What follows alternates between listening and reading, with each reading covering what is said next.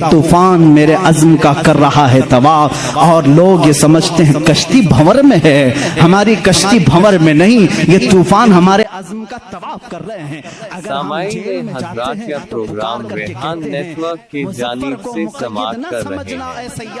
ہمارے بڑے بزرگ ہیں کچوچا مقدسہ کے سید مظفر حسین صاحب، ان کو جب جیل میں قید کیا گیا تھا تو انہوں نے جیل کے اندر سے آواز دی تھی، مظفر کو مقید نہ سمجھنا اے سیاد، یہ میری اسیری بھی سنت آبائی ہے، یہ میرے آبا و اجداد کی سنت ہے، میں ادا کرنے آیا ہوں۔ کتابوں میں لکھا ہے مصر کے گورنر انہوں نے ایک بری رسم کے متعلق خط لکھ کر کے بھیجا، دریائے نیل سوکھ جاتا تھا ہر سال، وہاں کے لوگ اپنی 16 سال کی ایک نوجوان لڑکی کو ذبح کرتے، اس کی بلی چڑھاتے تھے اور خون جو ہے دریائے نیل میں بہاتے۔ ان کا عقیدہ تھا بلی دینے کے بعد پھر دریا جوش مار کر اوپر آ جاتا تھا، ہر سال ایسا ہوتا تھا۔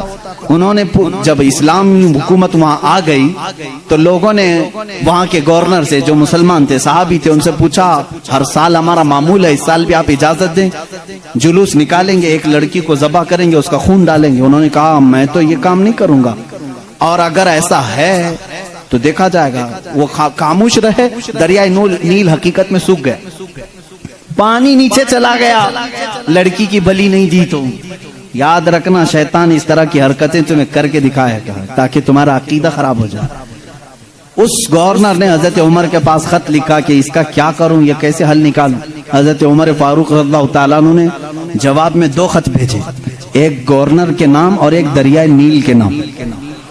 دریائے نیل دریا ہے، کیا دریا بھی خط پڑھتا ہے؟ دریا بھی بات چیت کرتا ہے؟ ہاں، رسول کے غلاموں کے ساتھ ہر چیز بات چیت کرتی ہے، ہر چیز بات چیت کرتی ہے۔ حضرت عمر نے ایک خط گورنر کے نام پر لکھا، تم فکر مت کرو، تم اپنے کام پر باقی رہو، رسول اللہ کی شریعت کا نفاذ قائم رہے، اور رہی بات دریا جو سوکھتا ہے، میں اس کو لیٹر لکھ رہا ہوں۔ اس کو خط لکھا، کیا بسم اللہ الرحمن الرحیم، اے نیل، یہ خط عمر ابن خطاب رسول اللہ کے خلیفہ کی طرف سے دریائے نیل کے لیے۔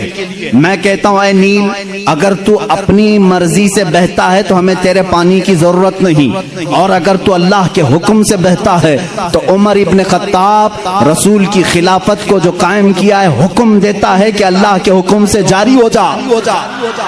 اتنا لکھا اور کہا یہ دریائے نیل کو دینا اور یہ مصر کے گورنر کو دینا۔ خط لے کر کے قاصد آیا، قاصد نے گورنر کو خط پکڑا ہے، گورنر کے نام پر تھا وہ پہنچا، دریائے نیل کے نام پر تھا جو دریائے نیل کو دیا گیا۔ اس وقت موجود مصر کے سارے لوگ شاہد ہیں، اسی وقت دریائے نیل کا پانی جوش مار کر 16 گز اوپر آ چکا تھا۔ آج تک دریائے نیل دوبارہ کبھی نہیں سوکھا، 14 صدیاں گزر گئی، میں خود دریائے نیل کی کشتی کی سواری کر چکا ہوں۔ مصر میں 5 سال تک قاہرہ میں پانی برستا نہیں، بارش نہیں آتی، 5 سال، تقریباً 4 سال تک رہے، ایک دن بھی بارش نہیں دیکھی، 5 سال تک بارش نہیں آتی، لیکن دریائے نیل میں جاؤ تو لبالب بھرا رہتا ہے، ایسا لگتا ہے کہ خط کا اثر آج بھی باقی ہے۔ رسول اللہ کے غلاموں کی حکومت ہر شے پر قائم ہے، ہر شے پر قائم ہے۔ اللہ کے نبی صلی اللہ علیہ وسلم کے ان خلفاء نے پوری دنیا پر حکومت کی، کیوں نہ حکومت کریں؟ اس لیے کہ یہ تابع تھے اللہ اس کے رسول کے، تو اللہ نے یہ وعدہ کیا ہے ان تنصروا اللہ ینصرکم، اگر تم اللہ کے دین کی مدد میں لگے رہو، اللہ پوری کائنات کو تمہاری مدد میں لگا دے گا، تمہاری مدد میں لگا دے گا۔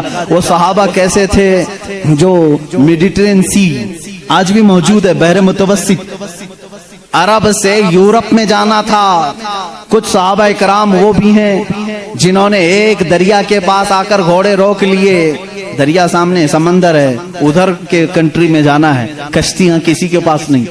جو جرنیل صحابی تھے، سپہ سالار، سبوں نے کہا کیا کریں، یہاں دریا کشتی کوئی نہیں لایا، ہم واپس چلیں، دوسرا کوئی راستہ دیکھیں۔ اس صحابی نے کہا بہت لمبا سفر کر کے آئے، واپسی کا کوئی راستہ نہیں ہو سکتا۔ کہا سامنے سمندر ہے، کہا ہم رسول کے غلام ہیں، रसूल करीम सल्लल्लाहु अलैहि वसल्लम के गुलाम हैं। भला आज तक कोई आंधी हमारा रास्ता रोक सकी है? कोई तूफान हमारा मुंह मोड़ सका है? उस साहबी ने ऐसी तकरीर की और साहबा ने पूछा करना क्या है ये तो बताएं। सिपह सालार साहबी ने कहा अल्लाह का नाम लो, घोड़े दौड़ाओ, समंदर में चलते चलो। वो साहबा कहते हैं सिपह सालार साहबी आगे बढ़ते रहे, समंदर में घोड़े दौड़ते रहे, यहाँ तक के पूरे समंदर का सफर तय हो गया, किसी घोड़े की टाप पर एक बूंद पानी तक ना लगा। दश्त तो दश्त है, इकबाल ने इसी के लिए कहा दश्त तो दश्त है, दरिया भी ना छोड़े हमने, बहरे जुल्मात में दौड़ा दिए घोड़े हमने। दी अजाने कभी यूरोप की कलीसाओं में तो कभी अफ्रीका के तपते हुए सहराओं में, आ गया ऐन लड़ाई में गर वक्ते नमाज, किबला रूहों के जमीन बोस हुई कौमे हिजाज, एक ही सफ में खड़े हो गए महमूद अयास, न कोई बंदा रहा न कोई बंदा नवाज। ये हमारी तारीख है, ये हमारी शान है। सैयदना उमर इब्न खत्ताब रज़ियल्लाहु ताला अन्हु के दौरे खिलाफत के सुनहरे काम बहुत तवील है मेरे अजीजों। उस निज़ाम अदल को मैं आज भी चैलेंज करता हूँ। गस्सान का एक बादशाह इस्लाम में आया है, इस्लाम कबूल करके आया है, हज के लिए निकले खुशी में सारे मुसलमान, हजरत उमर भी उसमें साथ में थे, खलीफा थे। तवाफ के दौरान उस बादशाह की लुंगी पर एक मुसलमान का पैर पड़ गया, लुंगी सरक गई, उसने अपनी बेइज्जती महसूस की, थप्पड़ मारा काबे के सामने, उस मुसलमान को बहुत उसने मारा, वो जख्मी हो गए। उन्होंने शिकायत की हजरत उमर फारूक के पास। आदिल वो अदल की पैकर जो निज़ाम रसूल से जरा बराबर हट कर कभी फैसला नहीं करते। हजरत उमर का फैसला तो वो है कि एक बंदा ये हुजूर के पास फैसला लेकर के आया था, मालूम है ना, एक यहूदी और एक मुसलमान जमीन के झगड़े में फैसला किया। हुजूर ने फैसला किया यहूदी के हक में, ये जमीन तू छोड़ दे, लेकिन वो मुसलमान मुनाफिक था, दिल में बुग़्ज़ था, उसने कहा मैं रसूल का फैसला नहीं मानता, उमर के पास फैसला लेंगे, उमर के पास करेंगे। वो यहूदी को यकीन था जो रसूल फैसला करेंगे वही उमर भी करेंगे, लेकिन यहाँ मामला बदल गया, यहाँ मामला बदल गया। वो मुनाफिक ये सोचता था कि उमर को मैं अपनी बातों में ले लूंगा, ये यहूदी है हमारे दुश्मन, जमीन मेरे हवाले कर दी जाए। हजरत उमर के पास दोनों गए और कहा हमारा मामला ऐसा ऐसा है। उस यहूदी ने कहा ए उमर एक बात सुन लो, ये फैसला तुम्हारे नबी के पास हुआ था। कहा उन्होंने क्या कहा? कहा मेरे हक में उन्होंने जमीन का फैसला किया। फिर इसने क्या किया? कहा ये नहीं मानता है, कहता है उमर के पास फैसला करे। अल्लाह अल्लाह। कहा मैं तो फिर इसका फैसला करता हूँ। हजरत उमर अंदर गए, तलवार लाए, उसकी गर्दन उड़ा दी। कहा जो रसूल का फैसला ना माने उमर उसका फैसला ऐसी करता है। ये बात मदीने में मशहूर भी हो गई, मुसलमान का कत्ल कर दिया उमर ने। हुजूर ने उनको बुलाया और कहा कि तुमने एक मुसलमान का कत्ल किया। कहा मैं उसको मुसलमान मानता ही नहीं जो आपको हकम नहीं मानता, लेकिन अगर मैं गलती पर हूं तो या रसूल अल्लाह मुझे सजा दे दें। उस वक्त तक आयत नहीं आई थी, आयत नाज़िल हुई, फला वरब्बिका ला युमिनून हत्ता युहक्किमूका फीमा शजर बैनहुम। ऐ रसूल कसम है तुम्हारे रब की, अल्लाह फरमा रहा है, अल्लाह फरमा रहा है, ऐ रसूल तुम्हारे रब की कसम, वो ईमान वाला हो ही नहीं सकता जो अपने आपसी मामलात में आपको हकम नहीं मानते। हुजूर ने फरमाया तब तो उमर ने सही फैसला किया। उस फैसले के हामिल अलंबरदार उमर के पास रज़ियल्लाहु तआला फैसला लेकर के आए गस्सान के बादशाह और एक आम मुसलमान का। वो बादशाह है, पहले ईसाई था, मुसलमान हुआ चंद दिन पहले मुसलमान हुआ है। दोनों का फैसला आया। हज़रत उमर ने पूछा क्या मामला है? वो गस्सान के बादशाह ने कहा ए उमर अमीरुल मोमिनीन, क्या मुझे भी कटहरे में खड़ा करेंगे? मैं बादशाह हूँ गस्सान का, आप मुझे अपने बाजू में बिठाएं। हजरत उमर ने कहा आज मुकद्दमा है, बादशाह नहीं, तुम भी वहीं खड़े रहोगे जहां मुकद्दमा करने वाला खड़ा है। दोनों को खड़ा किया, मामला पूछा तो उसके बाद हजरत उमर ने कहा तुमने ज्यादती की, उसका गलती से पैर पड़ा है। हाँ अगर तुम्हें लगता है कि उसने तुम्हारी बेइज्जती की तो सजा भी थोड़ी होनी चाहिए थी, लेकिन जितना तुमने उसको मारा है ये उसका हक है। कहा क्या फैसला होगा? हजरत उमर ने कहा उस आम मुसलमान से जितने थप्पड़ ज्यादा उसने लगाए तू भी लगा दे, यही फैसला है, जितना उसने ज्यादा मारा है तू मार। वो गस्सान का बादशाह कहता है बादशाह को आम आदमी मारेगा? हजरत उमर ने कहा हाँ मारेगा, ये निजाम रसूल है, ये निजाम रसूल है, ये कैसर और किसरा की हुकूमतें नहीं है, ये अल्लाह के नबी की कायम की हुई अदालत है। اس نے کہا ایک دن کی مجھے مہلت دیں، کل آ کر کے اس فیصلے پر عمل کیا جائے۔ آپ نے کہا مہلت تو دی جا سکتی، جیسے ریمانڈ میں لیتے ہیں۔ اس کو چھوڑا گیا، لیکن وہ بادشاہ فرار ہو کر کے بھاگ گیا اور اسلام بھی چھوڑ دیا، مرتد ہو کے چلا گیا۔ حضرت عمر نے اس دن کہا، کچھ لوگ کہنے لگے حضرت عمر اس کے حق میں بات کرتے تو بادشاہ آج مسلمان رہتا۔ ایسی کچھ باتیں بھولی بھالی لوگ کرتے ہیں، ایسا کرتے تو اچھا ہوتا، ایسا نہیں کرنا چاہیے تھا۔ حضرت عمر نے جلال میں کہا اس طرح کے 1000 چھوڑ کر جائیں تو جائیں، لیکن نظام رسول کا ایک حرف بھی میں اپنے ہاتھ سامنے سے جانے نہیں دوں گا۔ عدل کے تقاضوں کو پورا میں ہمیشہ ہوتا رہنے دوں گا۔ یہ سیدنا عمر فاروق کی عدالت تھی۔ یہ آج پیس اینڈ جسٹس کی بات کرتے ہیں، ان لوگوں سے بات کرتے ہیں جن کے پاس عمر جیسی عدالت ہے۔ اے میرے عزیزو، عدالت کے نام پر آج بڑا دھبا ہے یہاں پر، بہت سارے معاملات۔ ہو سکتا ہے بہت سارے لوگ میرے اوپر اس بات کا بھی کیس کر دیں کہ یہ حد کی عدالت ہے، عدالت کی بے عزتی کرتا ہے۔ ہو سکتا ہے میرے عزیزو، میں اس عدالت کی عزت کرتا ہوں جہاں عدالت ہوتی ہے۔ میں اس کو جج اور عادل نہیں مانتا جو پارلیمنٹ کی سیٹ کی بھوک میں مسجدیں بیچ دیتا ہوں۔ میں اس کی عدالت کو نہیں تسلیم کرتا جو ایک قلیل جماعت کو نظر انداز کر کے حاکم پارٹی کی طرف بولتا ہے۔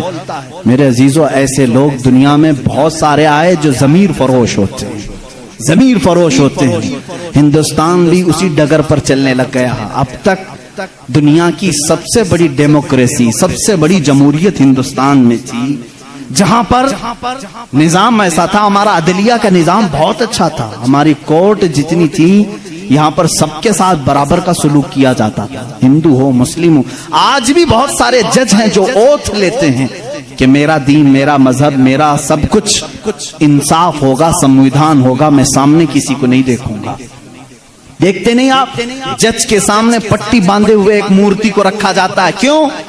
قانون جب بھی ہوتا ہے وہ سامنے والے کو دیکھ کر کے نہیں، اس کے پروف ثبوت دیکھ کر کے۔ لیکن یہاں پر اب عام بچے کو بھی بیوقوف بنایا جا رہا ہے۔ میں اس بات کی آواز اٹھانا چاہوں گا، اس ظلم کو بند کرو، اس ظلم کو بند کرو، اور یہ ڈکٹیٹرشپ جو لائی جا رہی ہے، اس جمہوریت کو ختم کر کے، قتل کر کے، دیکھنا چند دنوں کے بعد یہ سارے نظام ختم کرنے کی بات کریں گے۔ آج مسلمانوں کے خلاف ایک زہر پھیلایا جا رہا ہے، اسی طرح چند دنوں کے بعد اب دلتوں کی باری آئے گی، اس لیے کہ یہ دلتوں کو بھی ایک آنکھ نہیں بھاتے، یہ کبھی پسند نہیں کرتے۔ یہ 2000 سال پرانا نظام منوسمرتی کا لانا چاہتے ہیں، جہاں صرف چند لوگوں کی حکومت ہوگی۔ جانتے ہیں، تاریخ اٹھا کر کے پڑھو، اسی سرزمین پر ایسے ظلم کیے گئے ہیں جہاں چند برہمنوں نے کم ذات کے لوگوں کے کان کاٹے ہیں، جہاں لوگوں کے کانوں میں گرم تیل ڈالے ہیں۔ اسی سرزمین پر کم ذات کے لوگوں کو کوڑا کرکٹ میں گھر بنانے پر مجبور کرتے تھے، جہاں اعلیٰ ذات کے لوگوں کے پیشاب پخانے ہوتے تھے وہاں دلت برادری کو رکھنے پر ہی مجبور کرتے تھے۔ ہر ایک کے گلے میں رسی باندھ کر ایک مٹکا لٹکاتے تھے کہ تھوکنا ہے تو دلت زمین پر تھوک نہیں سکتا، اس مٹکے میں تھوکے گا، اس لیے کہ اس کا تھوک زمین پر پڑے تو یہ اپشگن سمجھتے تھے۔ اس پورے نظام کو، یہاں پہلے ہندوستان میں یہ ساری چیزیں چلی ہیں، کاسٹزم، ذات برادری، اونچ نیچ کے معاملات چلتے رہے، لیکن میں سمجھتا ہوں کہ ہندوستان کو جب آزادی ملی، بھارت کو جو آزادی ملی 1947 کے بعد، سبوں نے مل کر کے ایک سمویدھان بنایا تھا، عدل و انصاف کا سب لوگوں نے حلف اٹھایا تھا، اس میں سب کا حصہ برابر کا ہوگا، سب لوگوں نے قربانی دی ہے، سب کے لیے نظام یکساں ہوگا، برابر ہوگا، اور سب کی دین کا، سب کے ریلیجین کا مان سمان کیا جائے گا۔ لیکن اب جو حالات ہیں میرے عزیزو، یہ دوسری ڈگر پر چل پڑے۔ اب یہاں پر اس سمویدھان کو یہ ختم کرنے کی بات کر رہے ہیں جو امبیڈکر کی سرپرستی میں بنائے گئے تھے، اس کو ختم کر کے یہ نئے سمویدھان کی بات کرنے جا رہے ہیں۔ چند دنوں کے بعد یہ ووٹنگ پاور بھی ختم کرنے کی بات کریں گے، تم سب کو ووٹ دینے کا بھی حق نہیں ہوگا، ٹھہرنے کی امیدوار ہونے کی بات تو دور ہے، میں اس نظام کی کھلم کھلا مخالفت کرتا ہوں اور مذمت کرتا ہوں، میں مذمت کرتا ہوں۔ ہمارے لیے وہی بھارت اور وہی ہندوستان اچھا ہے جو ہمارے بڑوں نے اپنے خون کی قربانی سے آزاد کیا ہے۔ آپ سب اسی بھارت کو تسلیم کریں گے یا نئے نویلے بھارت کو؟ ہم اس نوے نویلے بھارت کو جس ڈگر پر یہ لے جا رہے ہیں کاسٹزم کی پر، ہم اس کو نہیں تسلیم کرتے۔ ہم اس بھارت کو، اس سمویدھان کو مانتے ہیں جہاں عدل سب کے لیے برابر ہو، سب کے لیے برابر ہو۔ سپریم کورٹ کو آزاد رکھا جائے، وہ سب کے ساتھ برابر کا انصاف کر سکے، چاہے وہ تخت پر بیٹھا ہوا آدمی ہو، چاہے وہ غریب آدمی ہو، سب کے ساتھ برابر کا عدل کر سکے۔ ہندوستان ہی کی بات میں اگر بتاؤں، یہاں پر ایک بادشاہ ایسا بھی گزرا جس کے ایک تیر سے ایک بچے کی موت ہو گئی تھی، ایک بچے کی موت ہو گئی۔ عورت جو بچے کی ماں تھی وہ مقدمہ کر دی چیف جسٹس کے پاس۔ اس وقت کے جو چیف جسٹس تھے قاضی سراج الدولہ، انہوں نے طلب کیا بادشاہ کو طلب کیا، اسی ہندوستان کی بات کر رہا ہوں۔ عورت ایک جگہ کھڑی ہے، وقت کا بادشاہ ایک جگہ کھڑا ہے۔ عورت نے کہا میرے بچے کو ان کے تیر سے موت ہو گئی۔ بادشاہ شکار کھیل رہا تھا، چوک کے تیر لگ گیا۔ بادشاہ نے کہا ہاں میرا تیر لگا تو ہے، گواہ بھی ہیں، سپاہی بھی گواہ ہیں، عورت بھی گواہ ہے۔ دو آپشن ہوتے ہیں موت کے بعد، کسی کا کچھ قتل ہو گیا انجانے میں، چوک کر اگر قتل ہو گیا، دو آپشن اسلام دیتا ہے۔ اس عورت کو قاضی نے کہا تیرے پاس دو آپشن ہیں، چاہے تو اپنے بچے کی موت پر دیت لے لے، کچھ پیسے لے لے بادشاہ سے اور اسے معاف کر دے، یا چاہے تو جان کے بدلے جان لے لے، بادشاہ کی جان بھی لے سکتی ہے۔ قاضی نے فیصلہ سنا دیا، یہ نہیں کہ بادشاہ کو چھوڑ دینا ہے، دونوں آپشن عورت کے اوپر۔ وہ عورت نے جب دیکھا کہ عدل کا یہ پیکر اسلامی نظام ہے، بادشاہ کے تیر لگا ہے اور قاضی صحیح فیصلہ دے رہا ہے، اس عورت نے کہا اگر یہ قاضی آج اس طرح کا صحیح فیصلہ دے رہا ہے تو اس طرح کے بادشاہ کی وجہ سے ہی، بادشاہ ایسا ہوگا اسی لیے قاضی ایسا ہے۔ اس عورت نے کہا میں اس بادشاہ کی جان بخشتی ہوں، میرے بچے کے لیے جو دیت بنتی ہے وہ بادشاہ مجھے دے دے۔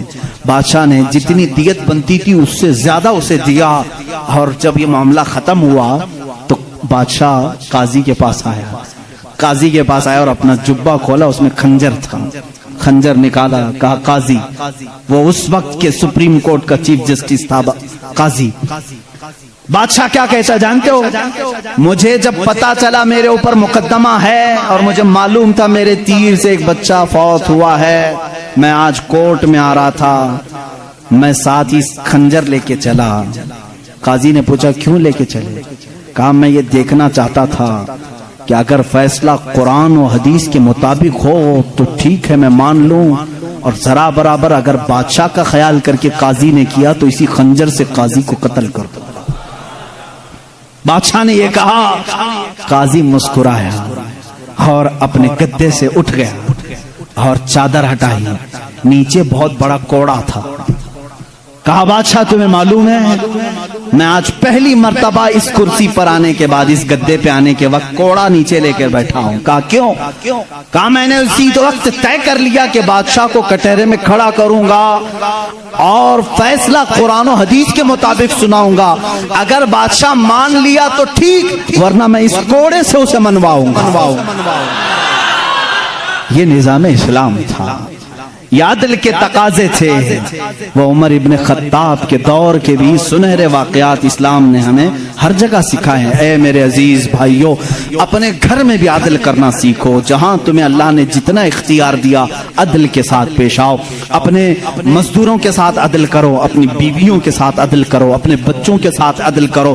یاد رکھو قیامت کے دن تم سے سب چیزوں کا سوال ہوگا۔ اگر تمہارے 4 بچے ہیں، چاروں میں سے اگر کسی کے ساتھ اونچ نیچ کیا تو سارے تمہارے اعمال اکارت ہو جائیں گے، غارت ہو جائیں گے۔ ایک بچے کے ساتھ بھی تم ناانصافی نہیں کر سکتے، سارے کے ساتھ برابر کا سلوک کرو۔ اگر کسی کی 2 بیویاں ہیں تو فرمایا گیا عدل کا تقاضا پورا کرو۔ ماں باپ اگر دونوں ہیں تو دونوں کے ساتھ عدل کا تقاضا پورا کرو۔ یہ نہیں کہ ماں کی طرف جھکاؤ ہو گیا باپ کو گالیاں دیتا ہے، یا باپ کی طرف ہو گیا ماں کو کوستا ہے، نہ، سب کے ساتھ عدل اسلام سکھاتا ہے۔ تم اگر کسی کمپنی کے مالک ہو، فیکٹری کے مالک رکھو, مزدوروں کے ساتھ عدل کرو, اس لیے کہ قیامت کے دن اس سے بھی تمہارا سوال ہوگا. عدل اسلام سکھاتا ہے. وہ عمر ابن خطاب رضی اللہ تعالیٰ عنہ کی زندگی پاک سے ہمیں ملے ہیں. میرے عزیزو, خلاصہ کلام, زندگی میں دو باتیں آج لے کر کے جاؤ. ایک صدیق کی صداقت, دوسرے عمر کی عدالت. اگر یہ زندگی میں آ گئی تو سمجھ لو, اقبال نے کیا کہا ہے جانتے ہیں؟ شاعر مشرق کہتے ہیں سبق پڑھ پھر صداقت کا, عدالت کا, سخاوت کا. سبق پڑھ پھر صداقت کا, عدالت کا, سخاوت کا. لیا جائے گا کام تجھ سے دنیا کی امامت کا.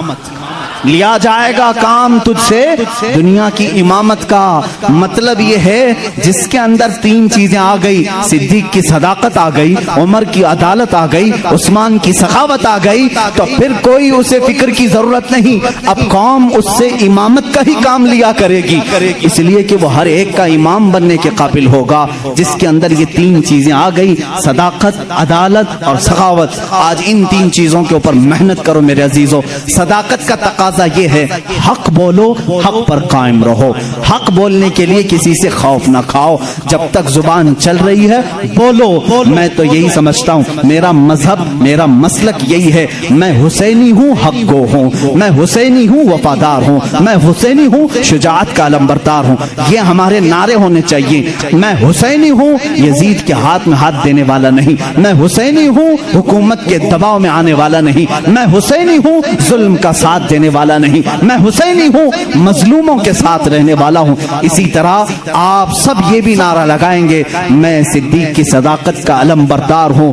بات 50,000 کے مجمع میں بھی وہی کروں گا اور 5 لوگوں کے مجمع میں بھی وہی کروں گا. اگر 5 مسلمان ہیں تب بھی میں کہوں گا اللہ سب سے بڑا ہے. تخت پر مجھے بٹھایا جائے تب بھی کہوں گا اللہ سب سے بڑا ہے. یہ صدیق کا مزاج ہمیں دیتا ہے. صدیق کی ذات سے جو مزاج ہمیں ملتا ہے وہ یہ ہے, اگر تم تخت پر بیٹھو تب بھی یہ کہو اللہ سب سے بڑا ہے, اور اگر تم اپنے گھر میں ہو تب بھی کہو اللہ سب سے بڑا ہے. اور عمر کا مزاج کیا کہتا ہے جانتے ہو؟ ایک بار آپ کو لوگوں نے امیر المومنین کا نعرہ لگایا جب بیت المقدس فتح ہوا تھا. اللہ اللہ, آپ رو پڑے. سارے لوگوں کو جمع کیا, ایک اونچے ٹیلے پر کھڑے ہو گئے, خطبہ دیا, رونے لگے. اے مسلمانوں, آج تم نے مجھے امیر المومنین کہہ کے پکارا ہے, امیر المومنین کہہ رہے ہو. سنو, میں اپنی حیثیت بتاتا ہوں, میری ذات کیا ہے. میں خطاب کا وہی بیٹا عمر ہوں. آپ کے باپ کا نام کیا تھا؟ خطاب. حضرت عمر کہتے ہیں میں خطاب کا وہی بیٹا عمر ہوں جس سے بچپن میں 2 بکریاں بھی نہیں سنبھالی جاتی تھی. میرے باپ مجھ کو 2 بکریاں دے کر بھیجتے تھے, میں انہیں سنبھالنے کے لیے جاتا, کبھی ایک ادھر بھاگتی کبھی وہ ادھر بھاگتی. میرے باپ بڑے سخت تھے, مجھے گھوسے مارتے تھے, مجھے تھپڑ مارتے تھے. میں بارہا میرے باپ کی مار کھایا ہوں, مجھ سے 2 بکریاں نہیں سنبھالی جاتی تھی. اور آج حالت یہ ہے, 25 لاکھ مربع میل پر تنہا عمر فاروق کی زماں میں حکومت ہے. مجال ہے ملک شام میں کوئی آواز اٹھا سکے, مجال ہے کوئی یمن میں آواز اٹھا سکے, مجال ہے کوئی مصر میں آواز اٹھا سکے, مجال ہے کوئی عراق میں آواز اٹھا سکے. کسی کی آواز نہیں اٹھتی. بیک وقت اس زمانے کی 7 کنٹریوں کو تنہا مدینے میں بیٹھ کر کے وہ دیکھ رہے تھے. نہاوند میں جنگ ہو رہی ہے, نہاوند میں جنگ ہو رہی ہے. ایک صحابی ساریہ, ان کو عمر فاروق مسجد نبوی میں خطابت کے درمیان پکار کر کہتے یا ساریہ الی الجبل, یا ساریہ الی الجبل, یا ساریہ الی الجبل. مدینے میں حضرت عمر فاروق جمعہ کا خطبہ دے رہے ہیں اور پکار رہے ہیں ساریہ پہاڑ کی طرف جاؤ, پہاڑ کی طرف جاؤ, پہاڑ کی طرف جاؤ. مسجد میں بیٹھے ہوئے کسی کو کچھ سمجھ میں نہیں آیا. 1 مہینے کے بعد وہ لشکر نہاون سے آیا, پوچھا گیا کیا ہوا تمہارے ساتھ؟ حضرت ساریہ اس جنگ کے سپہ سالار تھے, کہتے ہیں قریب تھا کہ ہم شکست کھا جاتے, ہم لٹ جاتے. جمعہ کا وقت تھا, عین دوپہر کے وقت پہاڑوں کے اوپر سے ہمیں آواز آنے لگی, اے ساریہ پہاڑ کی طرف آ جاؤ, پہاڑ کی طرف آ جاؤ, پہاڑ کی طرف آؤ. ہم اس آواز کو لبیک کہتے ہوئے چڑھے, اللہ نے ہمیں فتح یابی عطا فرمائی. اے میرے عزیزو, مسلمان کہتے ساریہ تجھے معلوم ہے یہ آواز کسی اور کی نہیں, وہ مدینے سے بیٹھ کر عمر فاروق نے تمہیں پکارا تھا. جب رسول اللہ کا یہ غلام, رسول اللہ کے یہ غلام مسجد نبوی کے منبر سے آواز دے کر کے ملک شام کے نہاوند میں مدد کر سکتے ہیں تو پھر میں یہ کیوں نہ کہوں ہم ہم یہاں سے پکارے وہ وہاں سے سنے، مصطفیٰ کی سماعت پہ لاکھوں سلام، دور و نزدیک کے سننے والے وہ کان لالے کرامت پہ۔ یہ ہمارا عقیدہ ہے۔ بریلی کے امام نے جو عقیدہ دیا وہ بریلی کا نہیں، وہ مدینے کا عقیدہ ہے، وہ مدینے کا عقیدہ ہے، وہ صحابہ کا عقیدہ ہے۔ بات میں یہ کہہ رہا تھا حضرت عمر نے کیا مزاج دیا جب آپ کو امیر المومنین پکارا گیا، انہوں نے کہا میں وہی خطاب کا بیٹا ہوں جس سے 2 بکریاں نہیں سنبھالی جاتی تھی، آج 25 لاکھ کلومیٹر مربع اسکوائر کلومیٹر میں تنہا سنبھالتا ہوں۔ جانتے ہو اے صحابہ، اے تابعین، اے مومنین، کس وجہ سے؟ اس لیے کہ پہلے میں خطاب کا بیٹا تھا، اب رسول کا غلام ہوں۔ جب سے میری نسبت رسول اللہ سے ہے، ہر چیز اللہ نے میرے زیر نگین کی ہے۔ جب تک